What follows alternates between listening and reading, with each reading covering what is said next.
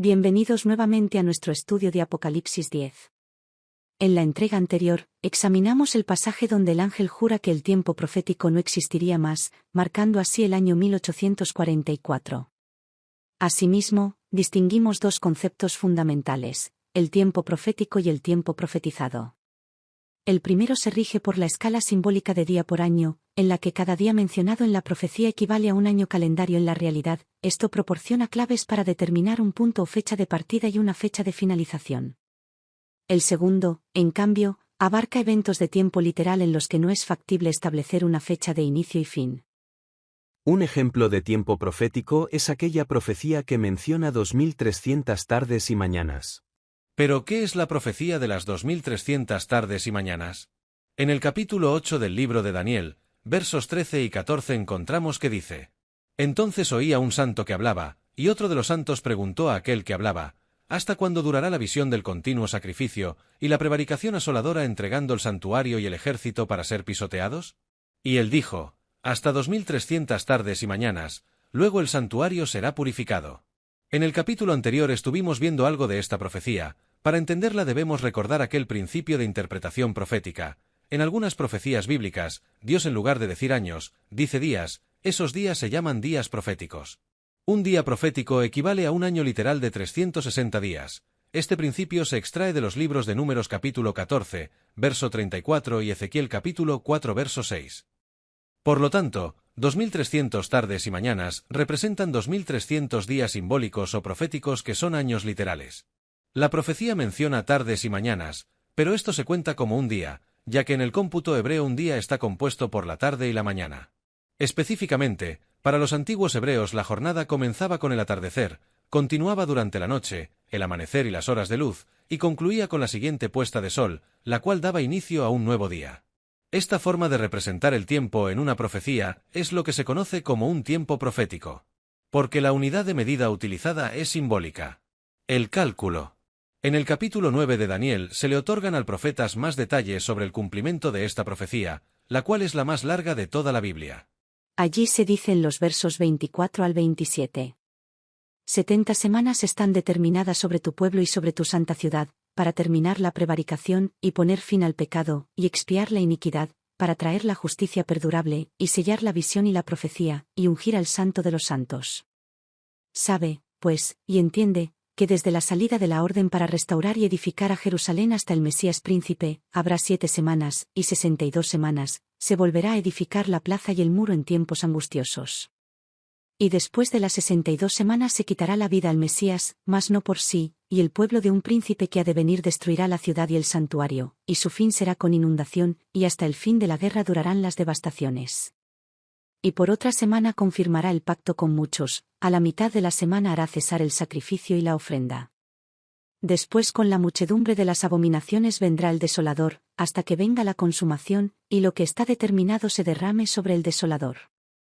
Esta explicación, que corresponde al cumplimiento de la primer parte de la profecía de las 2300 tardes y mañanas, marcan un evento de inicio. Este es la orden de restaurar Jerusalén, la cual tuvo lugar en el año 457 a.C., con el decreto para reconstruir Jerusalén. A partir de esa fecha, al contar 2300 años, se llega a la fecha de conclusión en el otoño de 1844.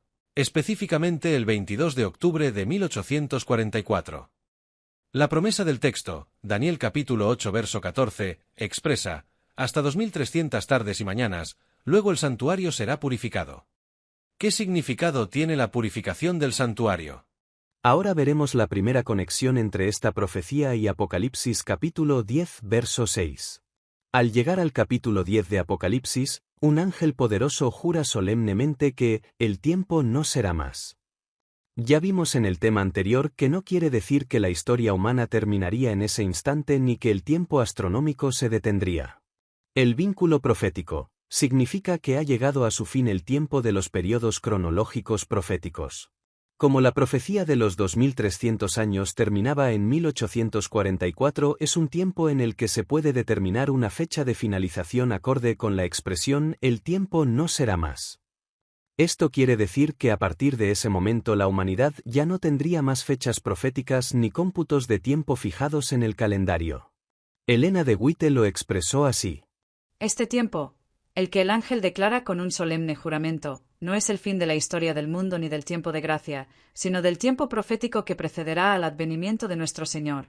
Es decir, la gente no tendrá otro mensaje acerca de un tiempo definido. Después de este lapso, que ahora abarca desde 1842 a 1844, no puede haber ningún cómputo definido de tiempo profético. El cálculo más prolongado llega hasta el otoño de 1844. Cristo triunfante, página 346. Segunda conexión. El librito abierto en la mano del ángel mencionado en Apocalipsis capítulo 10 verso 2 al 8. Recordemos que Apocalipsis 10 y parte del 11 son un interludio que abarca un tiempo entre la sexta trompeta y se introduce en la séptima al decir, sino que en los días de la voz del séptimo ángel, cuando él comience a tocar la trompeta, el misterio de Dios se consumará, como él lo anunció a sus siervos los profetas. Siendo la séptima trompeta la que relata aspectos de la segunda venida de Cristo, es fácil darse cuenta que el librito abierto aparecen en el tiempo del fin. El origen del libro. En Daniel capítulo 12 verso 4 se le ordenó al profeta Daniel, sella el libro hasta el tiempo del fin. Ese libro profético, el de Daniel, permaneció comprendido de manera limitada durante siglos. El desvelamiento o apertura del librito, al acercarse la fecha límite de 1844, el Espíritu Santo llevó a los estudiantes de la Biblia, el movimiento milerista, a estudiar minuciosamente Daniel y comenzar a comprender más ampliamente sus profecías, especialmente la profecía de tiempo, la de las 2300 tardes y mañanas, cuyo final marca el comienzo de la última etapa del ministerio de Cristo en favor de la humanidad, la cual al finalizar, tendrá lugar su segunda venida. El vínculo profético. El librito que Juan ve abierto en las manos del ángel representa el libro de Daniel al cual le han sido quitados los sellos, permitiendo entender el cálculo final de los 2300 años.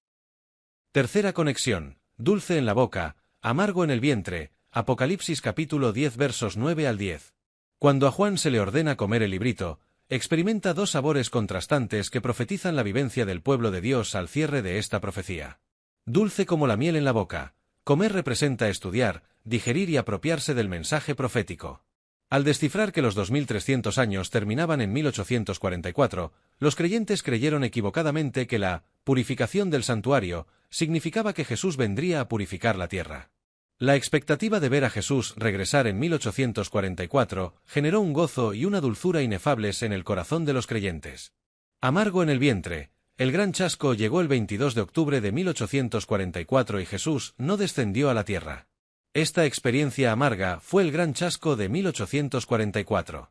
La profecía no había fallado en su fecha, sino en la comprensión del evento. En el santuario terrenal, sombra del celestial, según lo revela Hebreos capítulo 8 verso 5, los pecados confesados se transferían diariamente al santuario. Una vez al año, en el Yom Kippur, el sumo sacerdote entraba al lugar santísimo para efectuar la purificación final y el juicio del pueblo, según se relata en Levíticos capítulo 16 y 23 versos 27 a 29. Jesús no venía a la tierra, sino que en el santuario celestial pasaba del lugar santo al lugar santísimo para iniciar la fase cósmica del día de la expiación o Yom Kippur celestial, el juicio previo a la venida, o juicio investigador. E iniciar la consumación del misterio de Dios. En resumen. Primero, la profecía, Daniel capítulo 8 verso 14. Dios dio un plazo de 2300 años que marcaba la última profecía cronológica de la historia, la cual concluía en 1844. Segundo, el límite del tiempo, Apocalipsis capítulo 10 verso 6. Por eso el ángel jura que el tiempo no será más. Tras 1844 no hay más profecías basadas en fechas. Tercero, el librito abierto de Apocalipsis 10 verso 2. Este tiempo fue comprendido porque el libro de Daniel fue abierto a la comprensión humana. Cuarto, dulce y amargo, Apocalipsis capítulo 10 verso 9 y 10. El mensaje de que Jesús venía en 1844 fue dulce al proclamarse, pero el malentendido del evento resultó en la amargura del gran chasco, el cual sirvió para purificar y redirigir al pueblo de Dios hacia su misión final. Pero ¿cuál es exactamente este misterio de Dios consumado?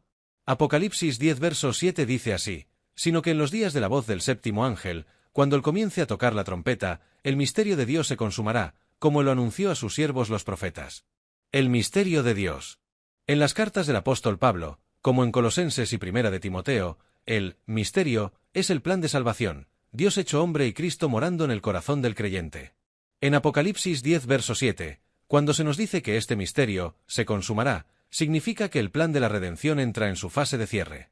Tras el fin del tiempo profético en 1844, la gracia de Dios alcanza su culminación definitiva mediante el juicio y la purificación final de su pueblo. Este juicio tiene lugar en el lugar santísimo, del santuario celestial. Es la realidad ilustrada por el día de la expiación, que se realizaba todos los años en el santuario hebreo.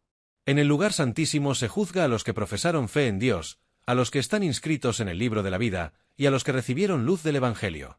No es un juicio para ver si somos suficientes, sino para mostrar que Cristo es suficiente en nosotros. No se juzga allí a los impíos del mundo. Ahora llegamos al verso 11, donde el ángel le da a Juan y al pueblo post-chasco la gran comisión. Es necesario que profetices otra vez sobre muchos pueblos, naciones, lenguas y reyes. ¡Qué gran mensaje de esperanza! El chasco de 1844 no era el final del camino, sino el comienzo de una misión global. No debían dar más fechas, sino llevar a todo el planeta la verdad sobre el santuario celestial, la ley de Dios y los 3 mensajes angélicos de Apocalipsis 14. De estos mensajes el primero proclama lo siguiente: Temed a Dios, y dadle gloria, porque la hora de su juicio ha llegado, y adorad a aquel que hizo el cielo y la tierra, el mar y las fuentes de las aguas. De esta forma este mensaje se entrelaza con el del librito abierto, las profecías de las 2300 tardes y mañanas, el juicio y el tiempo del fin. Si te gustó nuestro contenido, ayúdanos dando like, suscribe y comparte el canal.